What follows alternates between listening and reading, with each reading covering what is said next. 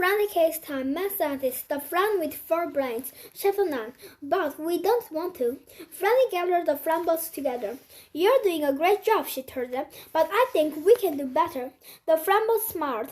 We are thinking the exact same thing, one of them said. We want more projects. We can be more excellent. We found another place that teaches all sorts of spectacular classes.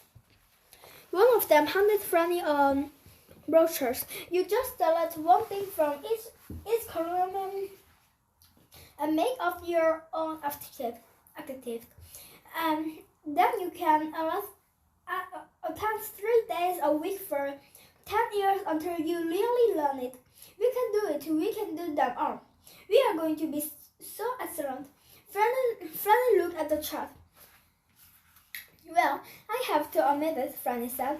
Underwear, one-headed Dapper Jungling does sound fantastic, but the pieces are a little too much for Mom. She can't keep up with you now, and it will be even harder on her if you add a bunch of new activities. No more new classes. Tomorrow we'll change your programming and slow things down, she said then.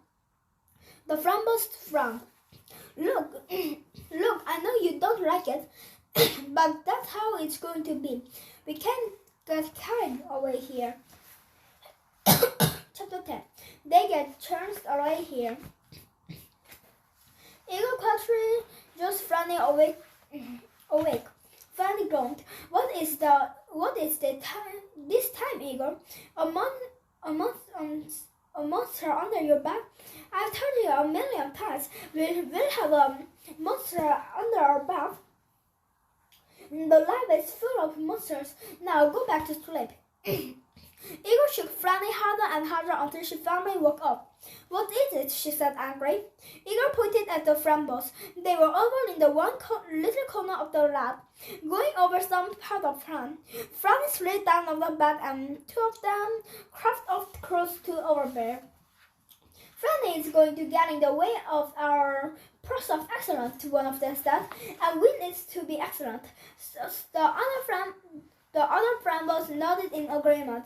So she must be neuralized. Eagle gulped. And then we neuralizes Mom. It's just like Franny said.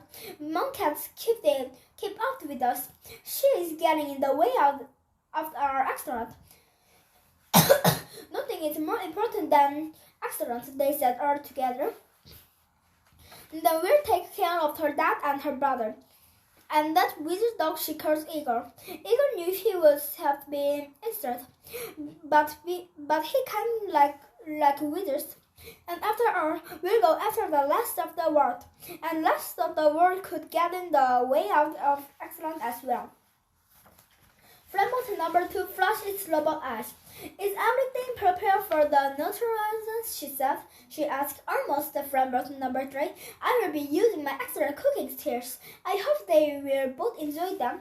Cooking skills, Franny said. Are they going to eat us? Chapter 11. Can I make you in a sandwich? Eagle ran and got Franny out of her bad smashers. This don't work, Eagle. I made the Frambles too strong to be smashed to bits. Eagle ran and got her a screwdriver. Good thinking, Eagle, but I can't just disassemble them. The 3 of them work together.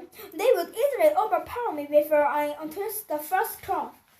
Eagle ran and got her students and some brochures of nice vanishing of distance. We can't just run away, Eagle. They'll get Mom, they'll get my family, and then they'll get the whole world. And they heard the Frambles preparing to come after them. It's time. Let's take care of Franny, one of them hissed. Suddenly, Eagle ran off. Eagle, you coward! I guess it's all up to me, Franny whispered, wishing that she taught Eagle something about teamwork. But as fast as Eagle has vanished, he returned and doing his best Franny impressions. And although it was perfect, it was good enough to fool the Frambles. There she is, one of them yelled, and choosing selection after landing from its huge memory back to last piece. Framble number 3 blessed Eagle with with its food tray.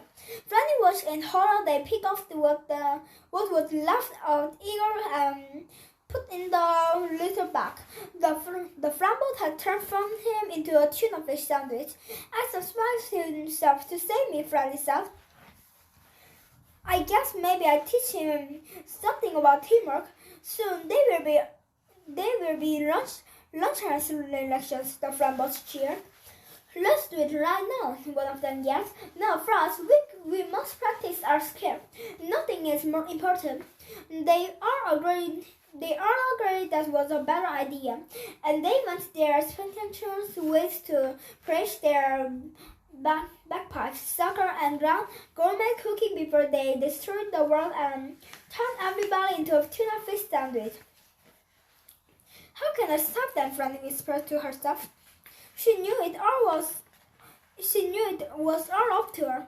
Franny looked over at the assortment of metal straws she has collected. She wondered if she could at least damage the Framboat's battery to help her family escape. But then poor little Igor would have to live the rest of his life as a tuna fish sandwich. And the Framboats would immediately destroy the whole world. Anyway, no matter how far Franny had and her family land, no, she would need something better than a sword. Chapter 12. Yeah, but what's the meaner than a sword? I know, Franny said, and she picked up a pen.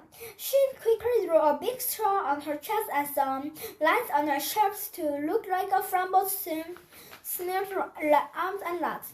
She drew screws on her face and stood as sniffling as she could. I hope this works, she whispered. Franny knew that if her performance showed any lack of confidence, the Framboats would see light through her discloak. The Framboats was selected all over the lab, busy pressing her various extra skirts. Franny walked right up to the Framboat number 1, who was playing the bagpipes, and the most miserable voice she could fake, and asked, Pressing for a letter tomorrow, are you? The Framboat looked up. Letter, it replied, totally fooled by Franny's drone and Smith. That's right, Franny said. A letter, everybody will be there. Everybody will be watching. Everybody will be judging you and respond to see you're really excellent or not. Framboat's number 1 looked worried. How do you? I think I do. It's that. Franny shook her head sadly. Or worse, the other players can play much louder and hold the notes much longer. But I must be excellent, the Framboat whispered. I've also heard that several of them can hit the high J note, Franny added. There's no such thing as a J note, said the Framboat coughed. The musical scale doesn't go up to J. Maybe your scale doesn't, but don't worry about it. I'm sure you'll be okay. That wasn't good enough for the Framboat number 1. It was dragon to be excellent, and that's exactly what it planned to be. They managed to hit the impossibly high notes that Franny had made up, gathered out of its breath, but it still leaped over the mouthpiece of the bagpipe and blew out its guts right into the back. And now, deceived, it all fell over with a heavy crank, and Franny hauled it off and Framboat number 2. Chapter 13. Get your head in the same game. The next Framboat was reading a book about soccer. Franny used her natural voice again. I guess you're starting up from the game tomorrow, she said. Framboat number 2 looked up. What game? It said. I didn't hear anything about the game. Surely this, the coach is going to be a power game. It will be about kicking hard.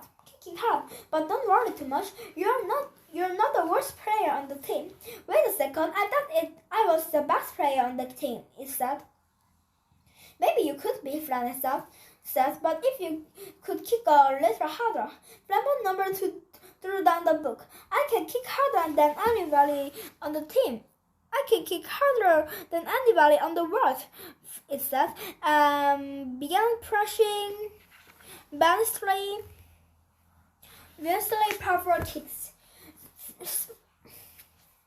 Franny watched for a moment. Is that as high as you can kick? She said. This isn't high enough, the Framboos huffed. I guess it's okay. Some of the other players can kick much harder, but I suppose this is pretty good for you. How high can they kick? One of them can kick herself right in the face, Franny said. She's excellent. Oh yeah, the Framboos shouted, unable to expect the idea that it wasn't the best kicker on the team. Smash! The next to prove her how excellent it was, Framboos number 2 drew its leg way back and kicked itself with the living force right on its own face. Which, if you are a Framboos, turns out to be an excellent, very best way to take your head crane off. The demolished Framboos fell into a happy crank. I suppose you're going to blast me with your foot right now, Franny said, doing her best to try to think of the like this. That's exactly what I'm going to do, it said. And then I'll get your mom, dad, brother, and everybody else gets in the way of my accent. Suddenly, a thought occurred to Franny, and she smiled. Well then, she said, blast away, but please make sure you make it something boring like you did to Igor. I don't want to be anything too exciting. I don't want to be gourmet food. Framboos never made its foot right at Franny. Okay, one tuna fish sandwich coming right up, it said. But then it hissed and lowered its foot right blaster. Wait a second, it said. What's wrong with that? A tuna fish sandwich. It had a sandwich that used to be like an eagle and ham shark's tent. Look, the shark seemed to wait it. Franny swallowed quickly. One trip and the Framboos would feel equal to the shark. She summoned all her confidence and imagination. Nothing is wrong with the tuna fish sandwich. It's just not a dish you would expect it from somebody that was running to be a gourmet cook. But it's fine with me, remember? Don't want to be gourmet food anyway, far anyway. The Framboos looked angry. You'll be whatever I want to be, it shouted. Now tell me what you think it will be a truly gourmet dish. Franny said, let me think. How about baked unicorn with onion rings? Can you make that? Framboos number 3 snatched its computer brain. No, it said, can't. I can't. Okay, how about roast sea monster with French fries? I'm sure you could make me into that. The Framboos thought. I haven't learned to make that one either, it said unhappily, and set the sandwich that used to be eager turning the edge of the shark tank. I guess you'll just have to make into another tuna fish sandwich, Franny said. No, name another exotic recipe. Tell me right now, it shouted angry. I can't think of any other easy ones, Franny said, and if you can't make me into a baked unicorn, I'm sure you can't make me into something as simple as a loud wizard dog with monkey wrenches. Don't be stupid, it said. I don't even know where I could find a wizard dog. Franny waited. She had built its Framboos robot brain, and she knew just how it worked. Wait a second, it said. Yes, I think I can make that. I do have an ugly wizard dog, and it jerked the tuna fish sandwich out of the way just seconds before the shark snapped for it. Framboos number 3 put the sandwich on a plate and activated its food ray blaster. There was a cracker and a flash of light, and Franny saw the sandwich change back into a very comfortable and strangely tender-looking eagle. The Framboos awkwardly arranged a few monkey watches around him on the plate and proudly showed it to Franny. How's this? It said, raw wizard dog with monkey watches. Now that's some pretty excellent gourmet cooking, wouldn't you say? If you only had a pickle to go with it, Franny said, and the Framboos quickly plopped green pickle down in the next plate next to Igor. Franny smiled. Perfect, she said, winking at Igor, who started licking leftover mayonnaise off his pot and quickly peeked inside the pot item. Chapter 15. Which way you should always get a pickle on the side. Now, Franny shouted, and Igor stuffed the pickle into the barrel of the food ray blaster. Franny grabbed one of the monkey watches and put it on the front box. No, the front box team, don't work my prisoners. Franny would not have been able to handle a front box by herself. But one angry little girl, mad scientist, and a wizard dog, both armed with their monkey watches, were just enough to overpower a front box, especially that one that was totally obvious it was gourmet cooking. A few quick turns of their watches and the electric scrambled fell into the piece of the floor.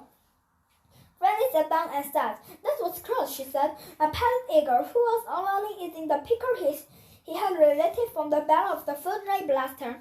Chapter 16. Great works think alike. The next day after school, Franny found her mom slumped down the couch, exhausted. "Mom," she said, "we needed to talk." "Wait, Franny," she said, "let me go first. I'm afraid that all of the things we had to do are just too much sometimes. They were wearing me out." "I bet we are running you out too." Franny nodded. "And maybe we don't have to be excellent at everything. I think we needed to pick a couple of things. And we just try to pick the things you really and truly enjoy. And maybe sometimes we could just do nothing." Franny nodded again. She could hardly believe it, but she and her mom had come to the exact same solutions. Because her mom said, "I'm afraid that sometimes when little Franny gets wound up too tight, that might be self-delusions." Her mom had no idea just how she was about it.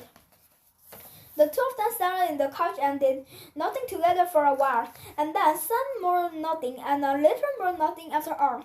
They talked and laughed, and wasn't long before they both discovered that was kind of extra that was having fun. The end.